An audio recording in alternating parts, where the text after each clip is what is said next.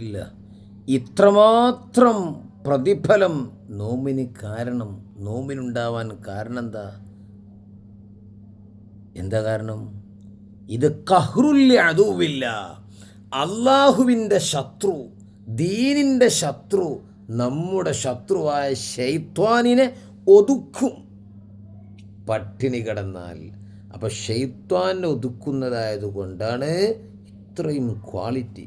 കാരണം ഫഇന്ന വസീലത്തെ ശൈത്വാൻ, ലാനത്തുല്ലാഹി, ഇബ്ലീസിൻ്റെ നമ്മളിലേക്കുള്ള വഴി മാർഗമെന്താ?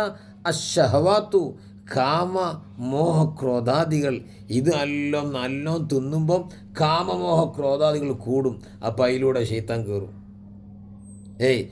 ഇന്നമാ തഖവ ശഹവാത്തു, നിശ്ചയം കാമമോഹക്രോധാദികൾക്ക് ശക്തിയുള്ളതാവും. എങ്ങനെ? ബിൽ അഖിലി വശുർബി, തീറ്റ കൊണ്ടും കുടി കൊണ്ടും. അതല്ലേ മുത്ത് പറഞ്ഞത്, ഇന്ന ശൈത്വാന, നിശ്ചയം ശൈത്വാൻ, ലയജിരി, നടക്കും, മിനിബിനി ആദം, മനുഷ്യനിൽ നിന്ന്, മജിറദ്ദം, രക്തം പാസ് ചെയ്യുന്ന ഇടങ്ങളിലൂടെ. അതുകൊണ്ട് ഫലയ്യക്കു, നിങ്ങൾ കുടുസാക്കുവീൻ, മജാരിഹു, അവൻ നടക്കുന്ന ഇടങ്ങളെ, ബിൽ ജൂയി, വിശപ്പ് കൊണ്ട്. ഇത് ആലങ്കാരികമാവാം, അല്ലെങ്കിൽ ഹക്കീക്കത്തുമാവാം. അപ്പോൾ നല്ലോണം പട്ടിണി കിടക്കണം.